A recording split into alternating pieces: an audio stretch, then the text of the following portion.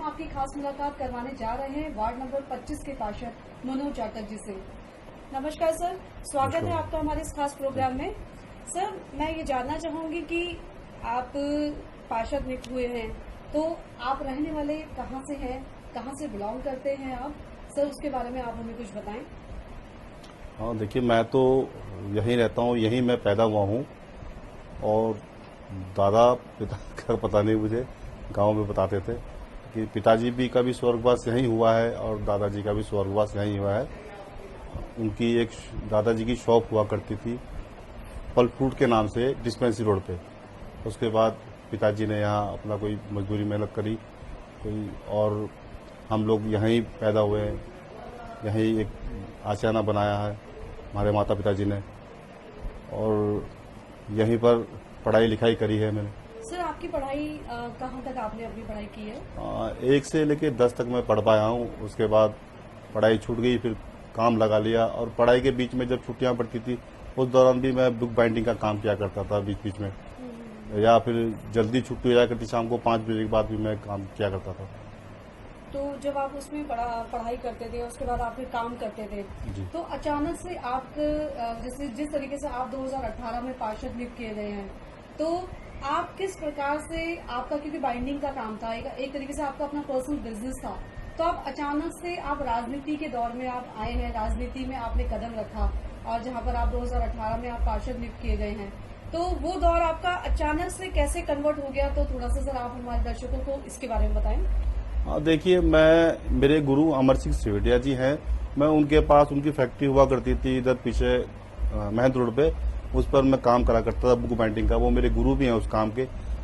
धीरे धीरे वो राजनीतिक में थे, उन्होंने राजनीतिक कैरियर उनका चलता था, तो उसमें वो मुझे बुलाते थे। उनकी पार्टी की रैलियां जाती थी, रैली में हम जाते थे झंडे ले लेकर भारतीय जनता पार्टी का। और इतनी मुझे नॉलेज नहीं थी कि राजनीति में, ना ही मुझे पता था कि मैं पार्षद बन जाऊंगा। मैं उनके साथ चलाया करता था अपने काम से समय निकाल कर, और इतने चलते चलते कम से कम 2 या 2.5 साल बाद उन्होंने देखा शायद ये लड़का ठीक है या कुछ कर पाएगा। उन्होंने फिर मुझे 2 वार्ड अध्यक्ष का एक पद दिलाया भारतीय जनता पार्टी से। उस टाइम पार्षद हमारी पार्टी का नहीं था यहाँ, भारतीय जनता पार्टी का। तो मैंने बड़े ही बेवकूफ़ी से जितना मेरे से हो सका मैंने पार्टी के लिए और समाज के लिए जो सेवा, जो जितनी मेरे से हो पाई उतनी मैंने सेवा करी। उसके बाद फिर उन्होंने मंडल अध्यक्ष का पद मेरे को पार्टी ने नियुक्त किया। उसके बाद फिर मैं अंबेडकर नगर मंडल से मीडिया प्रभारी रहा, और आज भी मेरे पे ये पद नियुक्त है। धीरे धीरे पदों पर चलता रहा, और चलते चलते आज आपके सामने है जो कुछ है। तो सर, जिस तरीके से आपका यह दौर रहा, आप समाज के लिए जो आपने समाज सेवा की, वो एक तरीके से पर्दे के पीछे की, उसके बाद आपको मौका मिला, आपको प्लेटफॉर्म मिला, जो 2018 में आप पार्षद नियुक्त हुए, वहां पर आपने अपनी बहुत ही बेखूबी से तब तक से अभी तक आपका जो अपनी जिम्मेदारी को आप निभा रहे हैं। तो आप सर इसके बारे में थोड़ा सा बताएं कि आपका जब आपको वो पद मिला तो आपको वहां पर कैसा फील हुआ? क्योंकि आप जो अपनी जिम्मेदारी को निभा रहे थे, वो आप अपनी जिम्मेदारी पर्दे के पीछे निभा रहे थे, फिर एक आपको प्लेटफॉर्म मिला जो कि आप खुलेआम जो आप समाज सेवा करने जा रहे थे, तो वो पद आपको जब मिला तो उसके बारे में सर बताएं थोड़ा सा। आपको कैसा रहा आपका वो समय, और कैसा लगा आपको वो समय सर, उसके बारे में थोड़ा सा आप हमको बताएं। देखिए, मुझे इतना नहीं पता था कि मेरे को पार्टी टिकट दे देगी और मेरा समाज, मेरा वार्ड मुझे पार्षद नियुक्त कर देगा, मुझे मेरी मेहनत मेरी रंग लाएगी। मुझे टिकट मिला, बड़ा एक खुशी होती है आदमी को, कोई भी हो उसको खुशी होती है टिकट मिल गया है, और जीत होने के बाद तो खुशी उसकी दोगुना हो जाती है। तो मेरे साथ भी हुआ। काम तो मैं कर ही रहा था पार्टी के लिए और समाज के लिए भी मैं काम कर ही रहा था, और समाज भी कह रहा था कि नहीं, लड़का ठीक है, काम करने वाला है। क्योंकि मेरी फाइट 2 बार पार्षद रहे कांग्रेस से, सुंदरलाल मौर्य जीते, वो LLB उन्होंने पढ़ रखी है, मेरे से ज्यादा उन्हें नॉलेज है, काफी पुराने टाइम के हैं, एजेड भी है, मेरे से उम्र में भी बड़े हैं, पढ़े लिखे भी ज्यादा भी हैं। तो मुझे लग नहीं रहा था कि मैं जीत जाऊंगा, लेकिन ईश्वर पर ध्यान रखकर मैं अपना आगे चलता रहा, कार्य करता रहा, और जो भी कोई किसी का नुकसान ना हो ऐसा काम मैंने किया। ना मैंने चाहा कि कोई किसी का नुकसान वाला काम हो, क्योंकि पार्टी अलग जगह है, पार्टी का अलग जगह है, लेकिन अपना भी कुछ एक महत्व बनता है कि हम पार्टी में रहकर किसी का कोई नुकसान ना करें, किसका जितना भी जो हो सको ईश्वर हमसे भला कराए। बिल्कुल, जिस तरीके से सर ने कहा कि ईश्वर देख रहा है उस चीज को, तो वहीं अगर हम बात करते हैं सर कि जिस तरीके से कोरोना काल भी इसी समय में आया जब आप पार्षद नियुक्त हुए, जो कि समाज में देश भर में कोरोना की महामारी को देखा जा रहा है और काफी लोगों ने अपनी इस जिम्मेदारी को बहुत ही बेखूबी निभाया, तो वहीं एक आप भी वो शख्स हैं जिन्होंने अपने इस पद के साथ साथ आपने समाज की जो सेवा है आपने बहुत ही बढ़ चढ़कर कोरोना काल में अपनी सेवा को बहुत ही अच्छे तरीके से निभाया।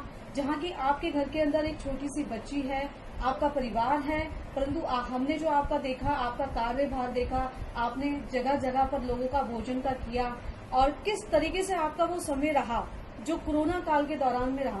तो सर उसके बारे में थोड़ा सा आप हमारे दर्शकों को बताएं कि कैसा आपका वो जो दौर रहा वो किस प्रकार से रहा। देखिए, दौर तो बड़ा ही खतरनाक था।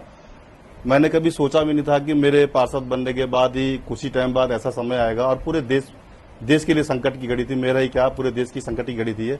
इसमें मैं और हमारी पूरी टीम, मेरे साथ मेरी टीम के लड़के थे।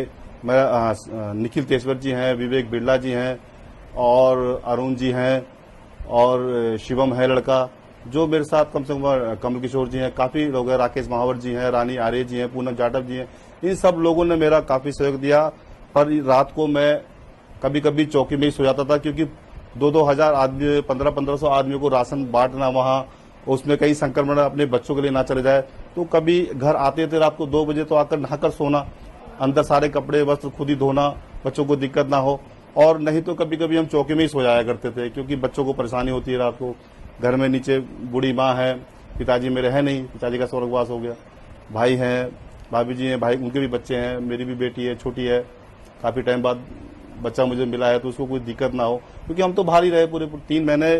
मैं कम से कम 3 महीने में ये पूरे लॉकडाउन में मुश्किल से 1 महीना भी बड़ा मुश्किल से घर में टिका हूँगा। हमने जितना समय लगा, फिर चौकी रहे, चौकी के बाद हमने भीड़ रहने के चक्कर में हमने हिंदू नेशनल स्कूल है जो कि मेरे ही वार्ड में आता है, उस पर हमने राशन बांटना का काम शुरू कर दिया। क्योंकि भोजन हम कम से कम 1 या 1.5 महीने तक पका हुआ भोजन बटा, उसमें अन्य संस्थाओं से भी भोजन आया काफी, और हमारे घर में भी भोजन बनता था। और ये पार्टी से माननीय खजानदार जी हो गए, हंजी जी हैं, पुनीत मित्तल जी हैं, कोषाध्यक्ष हैं पार्टी से, उन्होंने भी हमें काफी राशन का सहयोग करा। अन्य और जो अन्य लक्ष्मण चौक के काफी लोगों, उन्होंने भी हमें राशन के वो पहले तो हम जो वो हमें कट्टे दे जाते थे आटे के जो भी हैं, वो हम चौकी में रख देते करते, उनको हम रात को पैक करा करते थे। पैक करके हम उसको हमने फिर सुबह आधार कार्ड से सिंपल करा, क्योंकि कई लोग ऐसे थे कि वो डबल सिस्टम ना हो जाए, हमने आधार कार्ड लेना शुरू करा। और पुलिस की मैं कह रहा हूँ, बहुत ही हमारे लक्ष्मण चौक में जो लोकेंद्र बगुणा जी, उनका भी काफी अच्छा रोल रहा है। उन्होंने भी हमारे साथ रात को अगर हम 2 बजे तक जगह हैं तो 2 बजे तक बेचारे वो हमारे साथ जगह रहे हैं। उनके पूरे जितने भी टीम है उनकी, हमारी टीम तो लगी लेकिन उनकी भी पूरी टीम, उन्होंने अपना ड्यूटी का कोई टाइम नहीं देखा कि भाई हमारी ड्यूटी 10 घंटे की है या 12 घंटे की है। मेरे आंख में आंसू आ रहे हैं, लेकिन बड़ा मतलब मुझे इतना महसूस हो रहा है कि ऐसा वक्त आ जाएगा, हम लोगों ने इतनी मतलब मेहनत करी है, और ईश्वर से ये प्रार्थना करूंगा कि ये बीमारी जल्द से जल्द कट जाए, ये कहना चाहूंगा। बिल्कुल, आप देख सकते हैं कि जिस तरीके से मनोज पार्षद जी जो हैं हमारे बीच में मौजूद हैं, उन्होंने बहुत ही बेखूबी से अपनी जिम्मेदारी को निभाया है। बेशक आज के टाइम में हम देख सकते हैं कि शायद अगर कोई भी दर्शक देखेगा इस चीज को तो कोई ये कहेगा कि शायद ये चीजें दिखाई जाती हैं या एक शो किया जा रहा है। पर अगर किसी व्यक्ति के आंखों से सच में वो चीज, आंखों से जो भाव है वो बह रहे हैं, तो ये कहीं ना कहीं उनकी जो सच्चाई है, उनकी जो ईमानदारी है, वो सामने हमारे प्रकट हो रही है। और कहते हैं कि ऐसे व्यक्ति का जो ईमानदार दिल से होता है और जो दिल से अपनी समाज सेवा को करता है, दिल से अपनी जिम्मेदारी को निभाता है, उसके लिए वाकई में समाज के और ईश्वर का साथ और उसका हाथ हमेशा उन लोगों पर होता है। ऐसे ही हमारे बीच आज मौजूद थे मिस्टर मनोज जाटव जी। मनोज जाटव जी, मैं एक चीज और कहना चाहूंगी कि जी हमारे दर्शकों को आप जिस तरीके से कोरोना काल का समय चल रहा है उसके बारे में आप हमको 2 लाइन 2 शब्द सभी दर्शकों के बारे में, सभी दर्शकों को मोटिवेशन कोई लाइन बताएं। मैं सभी से अपना हाथ जोड़कर निवेदन करना चाहूंगा कि सरकार तो अपना कार्य कर ही रही है, लेकिन समस्त देशवासी भी इस चीज का ध्यान रखे कि अभी कोई दवा इस बीमारी की नहीं बन पाई है।